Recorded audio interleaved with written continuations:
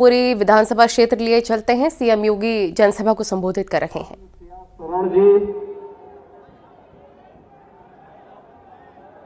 दिल्ली सरकार के पूर्व मंत्री, लोकप्रिय नेता श्री राजकुमार चौहान जी, जिला प्रभारी डॉक्टर योगेश आत्रेय जी, पूर्व केंद्रीय मंत्री श्री भानु प्रताप वर्मा जी, उत्तर प्रदेश सरकार में उत्तर प्रदेश के विधान परिषद सदस्य श्री मोहित बेनीवाल जी, पूर्व विधायक श्रीमती बिमला सोलंकी जी, स्थानीय पार्षदगण, भारी संख्या में मंगोलपरी विधानसभा क्षेत्र के प्रत्याशी श्री राजकुमार चौहान जी को अपना आशीर्वाद प्रदान करने के लिए उपस्थित मंगोलपुरी के सभी बहनों और भाइयों, आज मुझे इस क्षेत्र में आकर के आप सबका दर्शन करके आनंद की अनुभूति हो रही है।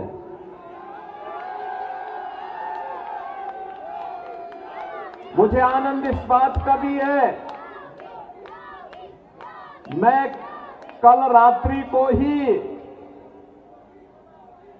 प्रयागराज महाकुंभ की भूमि से वापस आकर के आज प्रातः काल ही मैं आपके यहां सभा के लिए प्रस्थान किया हूं और अब आपके पास पहुंचा हूं।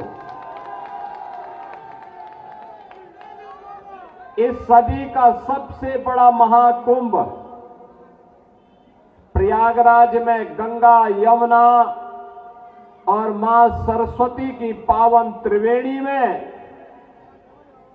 प्रयागराज में पूरी भव्यता और दिव्यता के साथ आयोजित है। महाकुंभ में श्रद्धालुओं का आगमन का अंदाजा भी इसी से लगा सकते हैं कि पिछले 16 दिनों में अब तक लगभग 18 करोड़ श्रद्धालु त्रिवेणी के संगम में पावन स्नान करके अपने जन्म और जीवन दोनों को धन्य किए हैं। बहनों और भाइयों, ये भारत के विरासत के प्रति भारत की जनता जनार्दन की अगाध आस्था का प्रमाण है। एक नए भारत का दर्शन हो रहा है और नए भारत का दर्शन हम सबको कराया है इस देश के यशस्वी प्रधानमंत्री श्री नरेंद्र मोदी जी ने। आप मुझे बताइए, कितना बड़ा आयोजन उत्तर प्रदेश के प्रयागराज जनपद में हो रहा है और सफलतम आयोजन इसलिए हो पा रहा है क्योंकि उत्तर प्रदेश में भी भाजपा की सरकार और केंद्र में भी मोदी जी के नेतृत्व में भारतीय जनता पार्टी की सरकार, ये डबल इंजन की सरकार जब मिलती है तो कोई भी कार्यक्रम पूरी भव्यता के साथ, पूरी दिव्यता के साथ आगे बढ़ता है और प्रयागराज में वही दर्शन हम सबको हो रहा है। बहनों और भाइयों,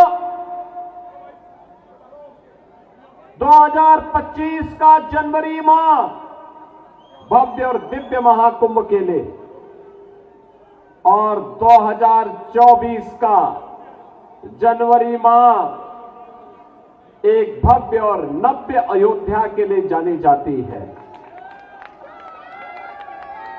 याद करिए, अयोध्या में 500 वर्षों तक इंतजार करना पड़ा लेकिन जब उत्तर प्रदेश में डबल इंजन की भाजपा की सरकार आई तो अयोध्या में 500 वर्षों का बैरियर समाप्त हुआ, भगवान श्री राम के भव्य मंदिर का मार्ग प्रशस्त हुआ और अंततः 22 जनवरी 2024 को प्रधानमंत्री मोदी जी के नेतृत्व में उनके कर कमलों से अयोध्या में रामलला की मूर्ति की प्राण प्रतिष्ठा का कार्यक्रम संपन्न हुआ।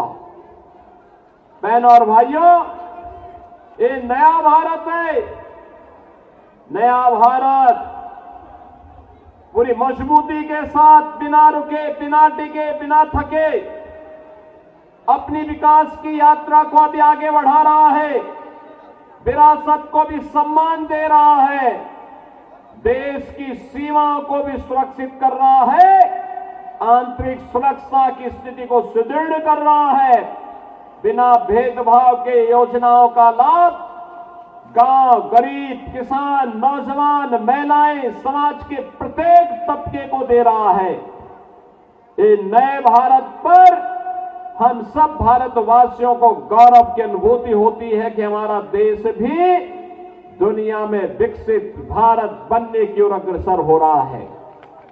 लेकिन बहनों और भाइयों, एक तरफ भारत आगे बढ़ रहा है, भारत की विकास की दर दुनिया के अंदर सर्वाधिक है, विरासत का सम्मान करते हुए भारत नित नए प्रतिमान को स्थापित कर रहा है। दूसरी तरफ, दूसरी ओर दिल्ली के अंदर यहां पर जो राज्य सरकार पिछले 10-11 वर्षों से चल रही है, यह अराजकता का एक पर्याय बनकर के रह गई है। बहनों और भाइयों, देश के अंदर आजाद भारत की पहली ये राज्य सरकार है और पहली पार्टी है जिस सरकार पर और जिस पार्टी पर भ्रष्टाचार का मुकदमा दर्ज हो रखा है। न केवल इनके नेता बल्कि आम आदमी पार्टी स्वयं भी आज के दिन पर भ्रष्टाचार के अपराधी बनकर के कटघरे में खड़ी हुई है। किस नैतिकता से जनता जनार्दन के पास जाकर के वोट मांग रहे हैं? बहनों और भाइयों, याद करिए 2013 में जब श्री अन्ना हजारे जी के नेतृत्व में दिल्ली के अंदर जन लोकपाल के लिए लंबा आंदोलन चल रहा था, जन लोकपाल, लेकिन दिल्ली के अंदर आम आदमी पार्टी की सरकार बनी। जन लोकपाल के मुद्दे को इन्होंने एक तरफ फेंक दिया। सिटीजन चार्टर की बात कही थी जिसमें जनता के प्रति जवाबदेही की ये लोग बात करते थे, लेकिन जनता के प्रति इनकी जवाबदेही क्या है?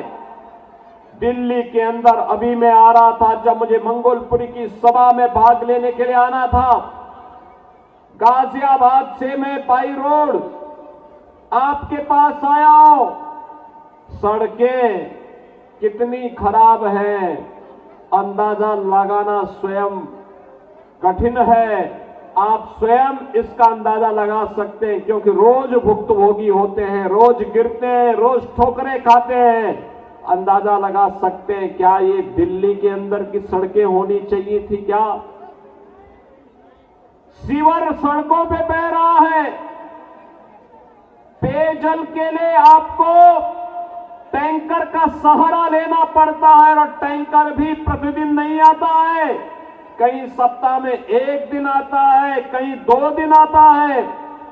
जब मैं गाजियाबाद से दिल्ली की ओर आ रहा था तो बहनों और भाइयों, यमुना जी जो कभी भारत की पौराणिक नदी के रूप में हम सबकी आस्था की प्रतीक थी, हम लोग तो 2 ही नारा लगाते थे, हर हर गंगे हर हर यमुने के नारे लगाते थे। वहां से बदबू आ रही थी, सीवर जैसी बदबू आ रही थी इस पावन यमुना नदी से। दिल्ली के अंदर आम आदमी पार्टी की सरकार के पाप का भुक्तभोगी, आम आदमी पार्टी सरकार के पाप की भुक्तभोगी हमारे मथुरा, वृंदावन, आगरा वासियों को भी और वहां आने वाले श्रद्धालुओं को भी होना पड़ रहा है। पावन वृंदावन और मथुरा भगवान श्री कृष्ण से जुड़ी हुई पावन नगरी है, लेकिन आम आदमी पार्टी ने जो नारकीय स्थिति दिल्ली के अंदर पिछले 10 वर्षों के अंदर बनाया है, आज उसका भुक्तभोगी हम सबको होना पड़ रहा है। और इसीलिए आज मैं आपसे कहने के लिए आया हूं, इस नरक से उभरने का एक ही रास्ता है और वह रास्ता जाता है डबल इंजन की भारतीय जनता पार्टी की मोदी जी के नेतृत्व में केंद्र की सरकार की तर्ज पर दिल्ली के अंदर भी भारतीय जनता पार्टी की सरकार बने। इसके लिए मैं भी मंगोलपुरी वासियों से अपील करने के लिए आया हूं। ये अपील इसलिए बहन और भाइयों, कहने के लिए आप दिल्ली के अंदर रह रहे हैं, लेकिन बुनियादी सुविधाओं से आम आदमी पार्टी ने आपको वंचित करके रखा हुआ है। आम आदमी पार्टी की सरकार ने आपको वंचित करके रखा हुआ है। न बिजली सही मिलती है, न शुद्ध पेयजल की व्यवस्था है, न सीवर की व्यवस्था है, न अच्छे स्वास्थ्य केंद्र की व्यवस्था है, न अच्छे शिक्षा के केंद्रों की व्यवस्था है और नहीं कोई रोजगार की सही व्यवस्था ही ये आम आदमी पार्टी ने पाई है।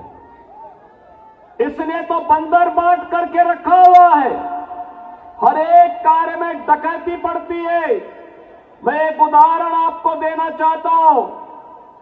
इसने यहां के नागरिकों के हकों पर डकैती डाली है। एक होता है श्रमिक कल्याण बोर्ड, और श्रमिक कल्याण बोर्ड के माध्यम से श्रमिकों को के द्वारा जो सेस दिया जाता है, उस बीओसी बोर्ड के माध्यम से उस पैसे को श्रमिकों के वेलफेयर के लिए खर्च किया जाता है। आम आदमी पार्टी ने यहां के व्यापारियों को, यहां के नागरिकों का जो शोषण किया है, उन गरीब श्रमिकों का भी शोषण किया है। और मैं श्री अरविंद केजरीवाल जी से कहना चाहूंगा कि पिछली बार जब मैं आया था तब मैंने कहा था कि केजरीवाल जी, अरविंद केजरीवाल जी, मेरी बातों को अगर आप सुन रहे होंगे थोड़ा गंभीरता से सोचिए। मैंने पिछली बार कहा था, मैं यहां 23 जनवरी को आया था और मैंने 24 जनवरी को कहा था, 22 जनवरी के बारे में कहा था कि 22 जनवरी को हमारी सरकार, मेरे पूरे मंत्रिमंडल के सहयोगी प्रयागराज की त्रिवेणी में जाकर के मां गंगा, यमुना और सरस्वती की त्रिवेणी के संगम में डुबकी लगा करके पुण्य के भागीदार बने। हमने आचमन भी किया, स्नान भी किया। लेकिन अगर आप में नैतिक साहस होता तो आप भी इस दौरान यमुना जी में अपने मंत्रियों को लेकर के जाते, डुबकी लगाते। मैं भी मानता कि आपने मां यमुना के लिए कुछ किया है। आप नहीं किए, आप में साहस नहीं कि आप वहां जा पाए। खैर, हम जबरदस्ती डुबकी लगाने के लिए किसी को बाध्य नहीं कर सकते, लेकिन एक बात जरूर है, श्रमिकों के हितों से जुड़ा हुआ महत्वपूर्ण मुद्दा है श्रममेव जयते कि इन मंत्रों पर हम विश्वास करते हैं। मैं आपसे पूछना चाहता हूं, आपके लोगों ने, आपकी पार्टी ने, आपके नेताओं ने बीओसी बोर्ड के श्रमिकों के सेस के पैसे का दुरुपयोग करके बंदर बांट किया है। और मैं कहना चाहूंगा जो सैकड़ों करोड़ का बंदर बांट हुआ है, अगर श्रमिकों के हितों में लगा होता तो यहां का श्रमिक और उसका परिवार बदहाल नहीं होता। मैं तो आपसे कहना चाहूंगा, एक बार आइए उत्तर प्रदेश में अटल आवासीय विद्यालयों को देखें। श्रमिकों के बच्चे भी देश के अंदर वर्ल्ड क्लास इंफ्रास्ट्रक्चर के आधुनिक शिक्षा के केंद्रों में अध्ययन कर सकते हैं। उनकी लॉजिंग फूडिंग की व्यवस्था उत्तम हो सकती है। आपको उत्तर प्रदेश में आकर के मॉडल देखना चाहिए। अटल आवासीय विद्यालय में आकर के देखिए, उत्तर प्रदेश सरकार ने आदरणीय प्रधानमंत्री जी के मार्गदर्शन में ये मॉडल हल कमिश्नरी स्तर पर उपलब्ध करवाया है। अगर आप भी दिल्ली के अंदर करेंगे तो दिल्ली के लाखों श्रमिक इसका लाभ उठाएंगे। बहनों और भाइयों, एक तरफ दिल्ली के अंदर स्वच्छता का यह मुद्दा, दिल्ली के अंदर बुनियादी सुविधाओं का मुद्दा, और दूसरी तरफ आम आदमी पार्टी ने देश की सुरक्षा में भी सेंध लगाने के किसी भी प्रकार के षड्यंत्र से हमेशा अपना जुड़ाव रखा है। आपने देखा होगा, इन्होंने आधार बनाने की मशीन अपने नेताओं को वितरित कर दी, अपने विधायकों को वितरित कर दी, और उसके माध्यम से उन्होंने बांग्लादेशी घुसपैठियों को, रोहिंग्याओं को भी आधार कार्ड बनाने का पाप किया है। और यहां पर दिल्ली के अंदर ओखला में औद्योगिक निवेश की बजाय यहां पर उन्होंने उन लोगों को, बांग्लादेशी घुसपैठियों को बसा करके दिल्ली के हकों पर कुठाराघात करने का पाप भी किया है। बहनों और भाइयों, ये आम आदमी पार्टी दिल्ली के हकों पर, दिल्ली की सुरक्षा पर, दिल्ली के नौजवानों के अधिकारों पर, दिल्ली की बहन और बेटियों की सुरक्षा पर सेंध लगाने वाली पार्टी है। इस पार्टी को कभी बर्दाश्त नहीं किया जाना चाहिए। ये भ्रष्टाचार की जननी है, अराजकता का कारण है, अव्यवस्था का कारण बनने वाली पार्टी है। और इसलिए मेरी आप सबसे अपील है, भारतीय जनता पार्टी ने आज आपको एक घोषणा पत्र दिया है दिल्ली के लिए। दिल्ली के लिए घोषणा पत्र न केवल राष्ट्रीय राजधानी होने के नाते, बल्कि दिल्ली के नौजवानों के लिए, दिल्ली के व्यापारियों के लिए, दिल्ली के श्रमिकों के लिए, दिल्ली की बहन और बेटियों के लिए अत्यंत महत्वपूर्ण है। और राष्ट्रीय राजधानी होने का गौरव दिल्ली के प्रत्येक क्षेत्र के नागरिकों को उपलब्ध करवाने का एक अवसर भी है। बहनों और भाइयों, विकास डबल इंजन की सरकार से ही आगे बढ़ता है। अलग अलग राह गलापने से नहीं हो सकता है।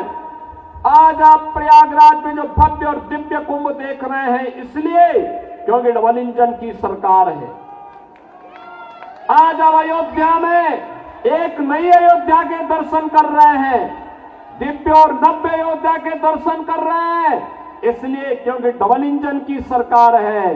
और डबल इंजन की सरकार ऐसा कार्य करती है, एक और भगवान राम का भव्य मंदिर का निर्माण करती है, तो दूसरी ओर अयोध्या के इंटरनेशनल एयरपोर्ट का नामकरण महर्षि वाल्मीकि के नाम से भी करती है।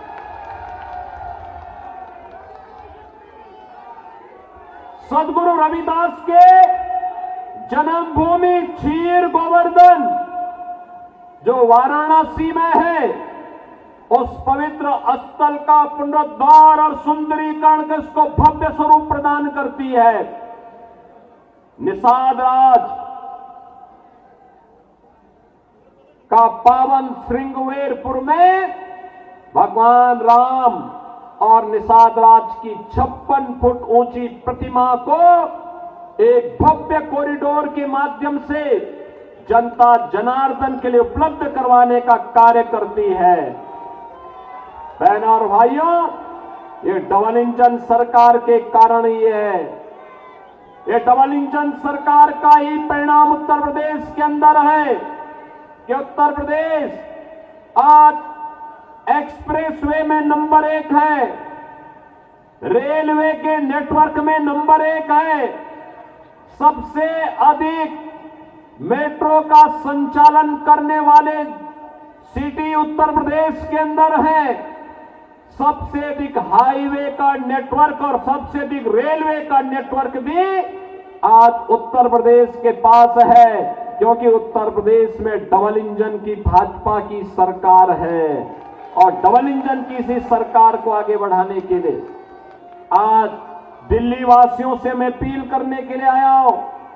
अगर आपको इंफ्रास्ट्रक्चर देखना है, थोड़ा दूर नहीं, आज दिल्ली से सटे हुए गौतम बुद्ध नगर जनपद और गाजियाबाद के इंफ्रास्ट्रक्चर और दिल्ली के अंदर आम आदमी पार्टी के द्वारा 10 वर्ष के अंदर जिस प्रकार की अराजकता और अव्यवस्था दिल्ली के अंदर फैलाई गई है, इसकी थोड़ा तुलना करेंगे और उसी का परिणाम है कि दिल्ली के अंदर से लोग अब बसने के लिए नोएडा और गाजियाबाद की तरफ भाग रहे हैं।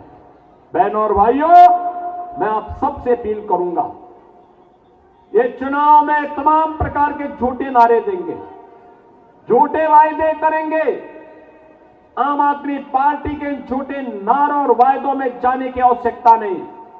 जो व्यक्ति अपने गुरु अन्ना हजारे जी को धोखा दे सकता हो, जिस व्यक्ति के कैबिनेट के ज्यादातर लोग जेलों की सलाखों के अंदर बंद हो चुके हो, जो पार्टी स्वयं अपराध के और भ्रष्टाचार के दलदल में धंसी हुई हो, उन पर विश्वास करने की आवश्यकता नहीं। याद करना, जब भी दिल्ली के इंफ्रास्ट्रक्चर को मजबूत करने के लिए केंद्र में मोदी जी के नेतृत्व की भारतीय जनता पार्टी सरकार ने दिल्ली की आम आदमी पार्टी सरकार को कहा, इनका जवाब नकारात्मक रहा है। मेट्रो में सहयोग करने का हो, देश की पहली रैपिड रेल के संचालन का हो, या फिर दिल्ली मेरठ 12 लेन के एक्सप्रेसवे का मुद्दा हो, या eastern and western peripheral expressway के निर्माण के मुद्दे का हो। याद करना, प्रत्येक में यूपी के अंदर की भाजपा की सरकार ने केंद्र की सरकार के साथ मिलकर काम किया, परिणाम है eastern and western peripheral UP के अंदर समय से पहले पूरा हो गया। दिल्ली मेरठ 12 लेन का एक्सप्रेसवे यूपी के अंदर हो गया, लेकिन दिल्ली के अंदर आम आदमी पार्टी सरकार ने योगदान नहीं दिया। ऐसे ही दिल्ली मेट्रो का पैसा भी दबाई हुई है, रैपिड रेल का पैसा भी सहयोग नहीं किया। यह आम आदमी पार्टी विकास विरोधी है, नौजवान विरोधी है, दलित और गरीब विरोधी है, उन्हें सुविधाओं से वंचित करने वाली पार्टी है। यह अखंड भ्रष्टाचार में डूबी है, यह आपकी आस्था के साथ खिलवाड़ करने वाली पार्टी है। और इसीलिए मेरी आप सबसे अपील है कि भारतीय जनता पार्टी ने अपने एक अनुभवी और सुयोग्य प्रत्याशी को मंगोलपुरी में आपके बीच में उतार करके आपसे फिर से अपील करने के लिए भेजा है। श्री राजकुमार चौहान जी को भारतीय जनता पार्टी ने अपना प्रत्याशी बना करके आपके बीच उतारा है। भारतीय जनता पार्टी विरासत और विकास की इस राजनीति का, सुरक्षा और समृद्धि के इस अभियान का हिस्सा मंगोलपुरी को भी बनाना चाहती है। और इसीलिए मेरी मंगोलपुरी विधानसभा क्षेत्र से आप सभी मतदाताओं से अपील है कि मंगोलपुरी के विकास के लिए, दिल्ली के विकास के लिए, दिल्ली की सुविधाओं के लिए, दिल्ली के गरीबों को, दिल्ली के नौजवानों को, यहां के दलित और वंचितों को भी उसका अधिकार प्राप्त हो सके, इसके लिए श्री राजकुमार चौहान जी को फिर से विधायक के रूप में चुनने के लिए आपसे अपील करने के लिए मैं आपके बीच आया हूं। आपका आशीर्वाद राजकुमार चौहान जी को प्राप्त होगा। जहां तक मेरी आवाज जा रही है, दोनों हाथ में करके अपना आशीर्वाद देते हुए मुझे बताइए। पीछे तक, जहां तक मेरी आवाज जा रही है, श्री राजकुमार चौहान को आप भारी बहुमत से विजयी बना के भेजेंगे। आम आदमी पार्टी की जमानत को जब्त करेंगे, जब्त करेंगे। सभी लोग सहमत हैं? दोनों हाथ ला करके मेरे साथ बोलेंगे, भारत माता की, भारत माता की, भारत माता की। जय श्री राम, जय जय श्री राम।